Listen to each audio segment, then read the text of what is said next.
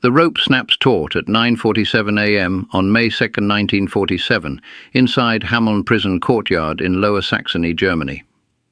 The young woman at the end of it, red hair cropped short now, white execution hood pulled tight over her face, struggles violently as the trapdoor opens. Her body convulses for nearly 4 minutes before going still.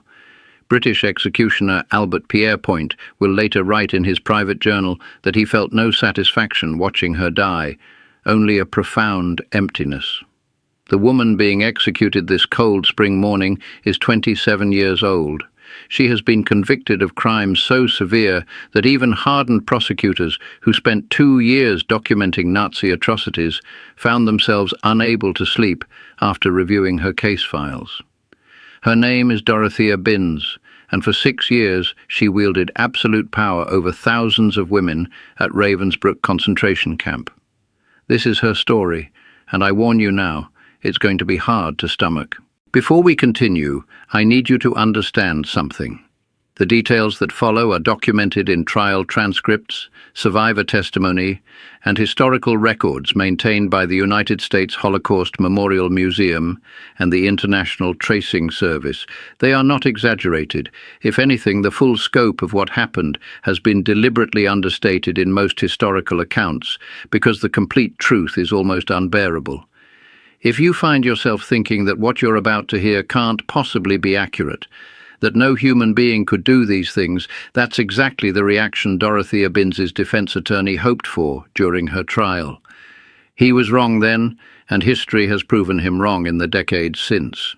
On March 16, 1920, a baby girl takes her first breath in Dusterlake, a small farming village in Mecklenburg, northern Germany.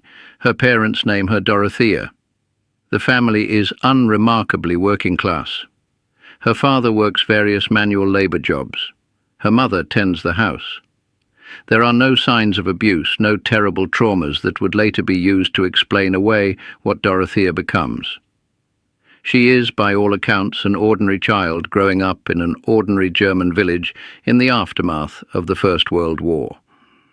She attends the local school but shows little aptitude for academics. Her teachers will later describe her as lazy and disinterested. She's not particularly bright, not particularly motivated, not particularly anything. By age 14, she has dropped out of school entirely and takes work as a farm laborer, the same kind of backbreaking agricultural work that countless German teenagers have done for generations. There is nothing in these early years that suggests Dorothea Binz will become one of the most notorious female war criminals in modern history. Nothing suggests she will personally torture hundreds of women to death. Nothing suggests that her name will become synonymous with a particular kind of sadistic cruelty that shocked even SS officers who thought they had seen everything. But history creates opportunities, and certain kinds of people seize them. In 1933, when Dorothea is 13 years old, Adolf Hitler becomes Chancellor of Germany. The Nazi Party begins its systematic transformation of German society, and new career paths open up, particularly for young women willing to embrace the ideology. By 1939, as Germany invades Poland and plunges Europe into another devastating war, the Nazi regime needs personnel to staff its growing network of concentration camps. They need guards, administrators, people willing to enforce the brutal camp system being constructed across occupied territories. Dorothea Binz is 19 years old, still working as a farm laborer, going nowhere when she makes a choice. She volunteers. She isn't conscripted. She isn't forced. No one holds a gun to her head. She sees an opportunity and she takes it. On September 1st, 1939, the same day Germany invades Poland, Dorothea Binz reports for duty at Ravensbrück concentration camp, approximately 50 miles north of Berlin. Ravensbrück is unique in the Nazi camp system. It is designed specifically for women. By the time Dorothea arrives, it already holds thousands of prisoners, political dissidents, Jehovah's Witnesses, Roma women, Jews, resistance fighters from occupied countries. The camp will eventually process over 130,000 women and children before the war ends. At least 30,000 will die there, though the actual number is almost certainly higher because record-keeping becomes deliberately chaotic as Germany starts losing the war. Dorothea starts as a junior guard, one of dozens of young German women recruited to maintain order among the prisoners. The work involves supervising labor details, conducting roll calls that last for hours in all weather, enforcing the countless petty rules that govern camp life. Most guards approach this as a job, terrible and morally compromising, but a job nonetheless. They follow orders, keep their distance from prisoners, try not to think too deeply about what they're participating in. Dorothea Binz is different. Her superiors notice her almost immediately. She is enthusiastic. She volunteers for the worst assignments. She doesn't just follow orders, she exceeds them. When told to punish a prisoner with 10 lashes, she administers 20. When told to make prisoners stand at attention for 2 hours, she makes them stand for 4. She smiles while doing it. Other guards find this disturbing.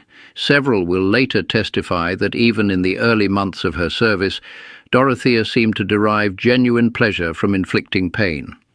She carries a rubber truncheon on her belt and a leather riding whip coiled in her hand. She uses both frequently.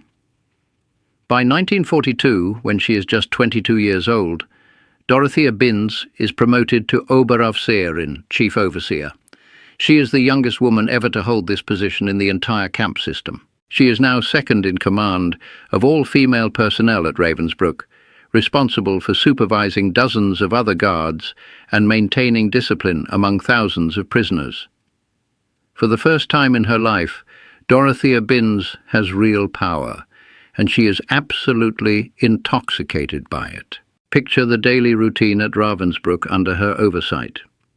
Roll call begins at 4 in the morning, winter or summer, rain or shine. Prisoners must stand in perfect rows in the camp's central plaza, the Appellplatz. Dorothea walks among them, her whip trailing behind her, looking for any excuse to strike. A prisoner sways from exhaustion. 25 lashes. A prisoner's uniform is improperly buttoned. 50 lashes. A prisoner makes eye contact. 75 lashes, administered publicly as an example to others. The standard punishment she creates is 75 lashes across the back and buttocks, delivered with maximum force. She doesn't delegate this task to subordinates. She administers the beatings herself, personally, and survivors will later testify that she breathes heavily while doing it, that her face flushes, that something in her expression suggests she finds the experience physically arousing. After these public beatings, prisoners are denied medical attention and sent immediately to work details regardless of their injuries.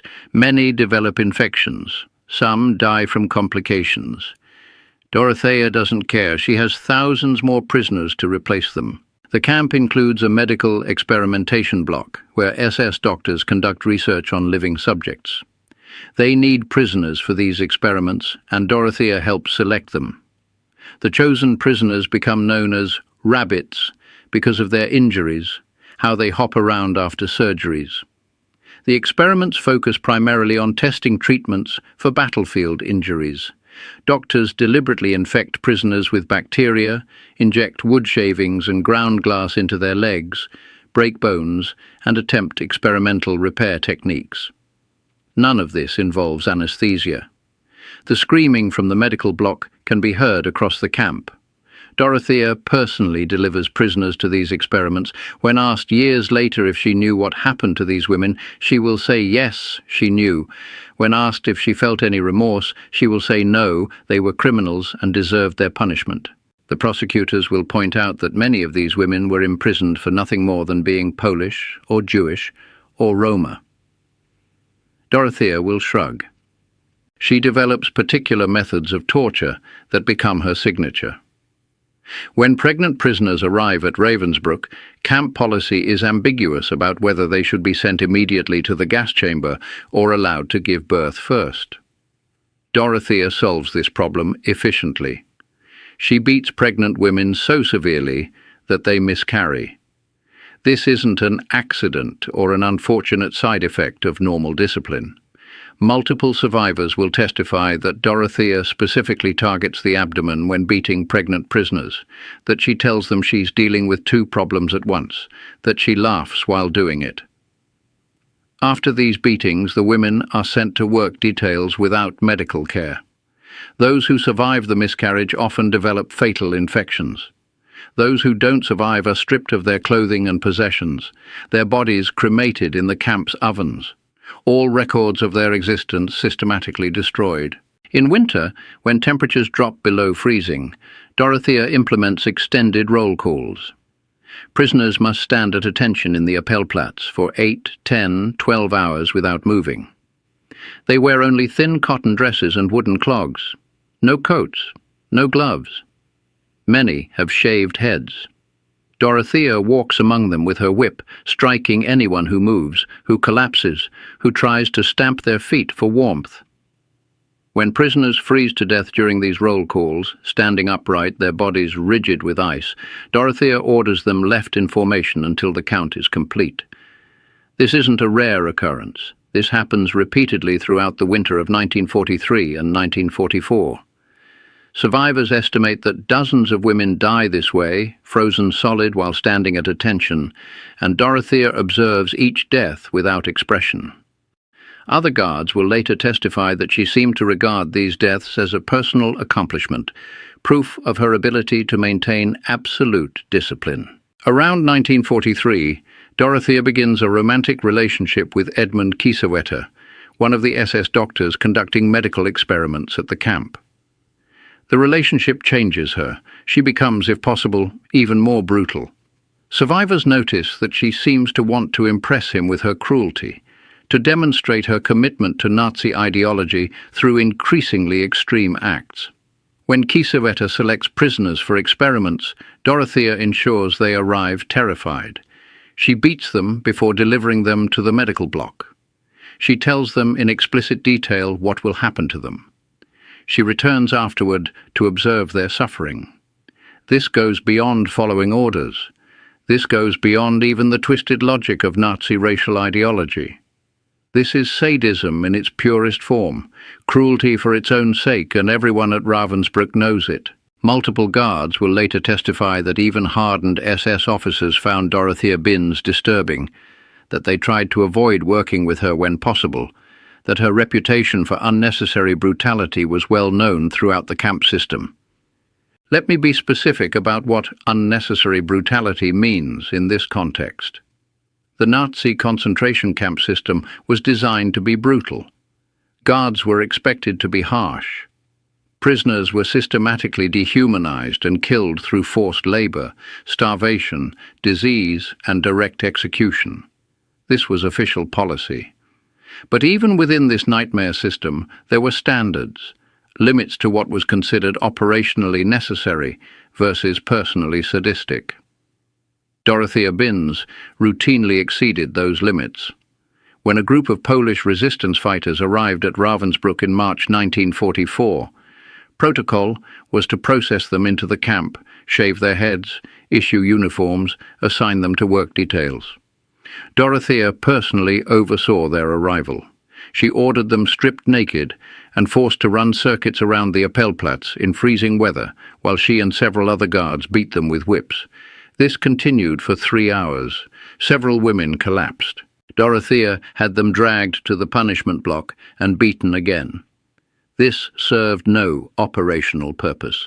These women were already imprisoned, already broken, already facing almost certain death. The beating was purely for Dorothea's entertainment, and multiple witnesses will testify that she smiled throughout. By early 1945, Germany is collapsing. Soviet forces are advancing from the east.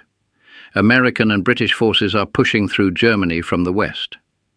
The Nazi leadership knows the war is lost and begins desperately trying to destroy evidence of their crimes.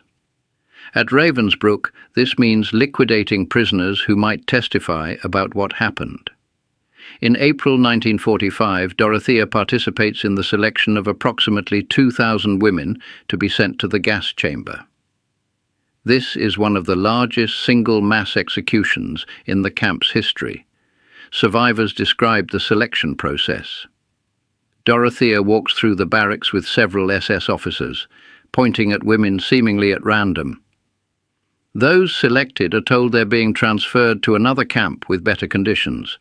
They're loaded into trucks and driven to a facility several miles away where a makeshift gas chamber has been constructed. They're told to undress for delousing. They're packed into a sealed room. Zyklon B pellets are dropped through vents in the ceiling. They die over the course of 15 to 20 minutes, clawing at the walls, trampling each other in desperate attempts to reach air. Their bodies are cremated and the ashes scattered. Dorothea knows exactly what's happening to these women. She selected them. She chose them. Not because they were sick or weak or unable to work, but because killing them was convenient, and she had the power to do it.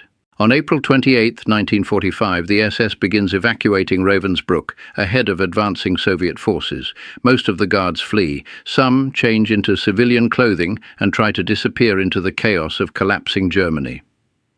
Dorothea Binz stays. She helps organize the final evacuation of prisoners, forcing those still alive to march west toward camps that no longer exist. These death marches kill thousands more women through exhaustion, starvation, and execution of anyone who falls behind. Dorothea walks alongside one of these columns for 3 days before finally abandoning the prisoners and fleeing on her own. By May 3, 1945, Soviet forces have liberated what remains of Ravensbrück.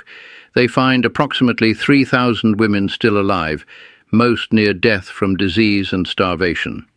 They also find the gas chamber, the ovens, the punishment blocks with their blood-stained walls, and detailed records documenting everything that happened there. The Soviets begin hunting for the guards and administrators who ran the camp. Dorothea tries to disappear. She changes her name, dyes her hair, finds work as a laborer in a village in northern Germany. She might have succeeded if not for the survivors. Women who were imprisoned at Ravensbrück have been liberated, and many of them remember Dorothea Binz very clearly. They remember her red hair, her height, her whip, her smile while beating them. They provide British occupation authorities with detailed descriptions.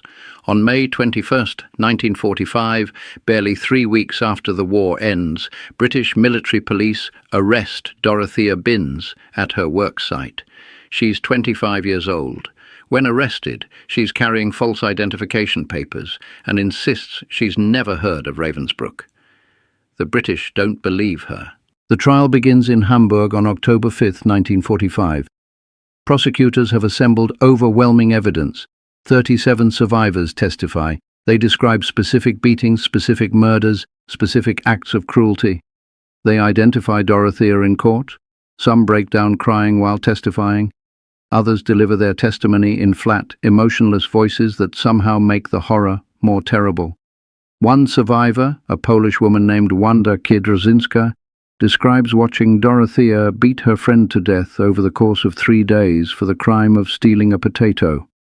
Another survivor, a French resistance fighter named Marie-Claude Vaillant-Couturier, testifies about the medical experiments and Dorothea's role in selecting victims. A third survivor, a Jewish woman named Olga Benario, describes the extended winter roll calls and counting 14 women who froze to death in a single morning while Dorothea watched. Dorothea's defense is exactly what you'd expect. She was following orders. She had no choice. The prisoners were criminals who deserved punishment. She didn't know about the gas chamber. She didn't participate in selections for medical experiments. She was just doing her job. Her attorney argues that she was young, uneducated, susceptible to Nazi propaganda. Essentially a victim herself of the regime. The prosecutors dismantle this defense methodically. They present evidence that Dorothea volunteered for camp service. They show that she was promoted repeatedly for exceptional cruelty, not for merely following orders. They demonstrate that she exceeded official guidelines for punishment in virtually every documented case. They prove she knew about the gas chamber because survivors testify to hearing her discuss it. They establish that even other SS guards found her behavior excessive and disturbing. The defense has no counter-argument. The evidence is overwhelming. Throughout the trial, Dorothea shows virtually no emotion. She sits in the dock with the same blank expression survivors describe from the camp. She doesn't cry, she doesn't apologize, she doesn't express remorse. When survivors testify about watching their friends die under her whip, she stares at the wall. When prosecutors present photographs of emaciated prisoners and mass graves, she examines her fingernails.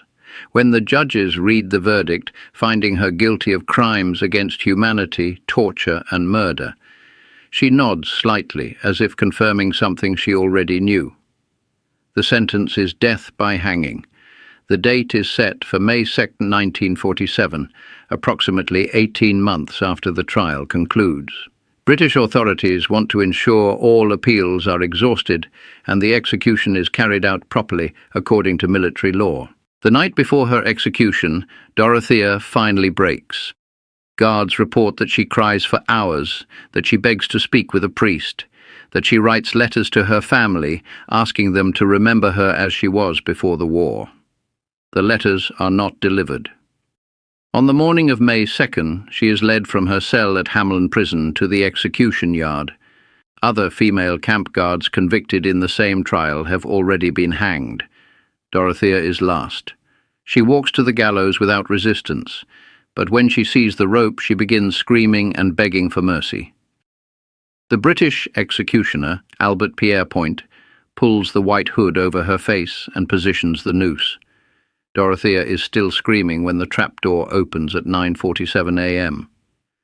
Her neck doesn't break cleanly. She struggles violently for nearly 4 minutes before finally going still. Whether the prolonged death is accidental or a deliberate act of vengeance by Pierrepoint, who has already executed dozens of Nazi war criminals, is never officially determined. Guards standing witness report that several of them are survivors of Ravensbrück. They watch Dorothea's slow death without expression. What are we supposed to make of this? What does Dorothea Binz's life tell us about human nature, about evil, about justice? The questions are uncomfortable because the answers are unsatisfying. Some people argue that her execution was just, that someone responsible for torturing hundreds of women to death deserved to die badly, that those 4 minutes of struggle barely scratched the surface of the suffering she inflicted. Others argue that executing her made us no better than the Nazis, that we should have been above vengeance, that she should have spent her life imprisoned but alive, a living testament to civilized justice.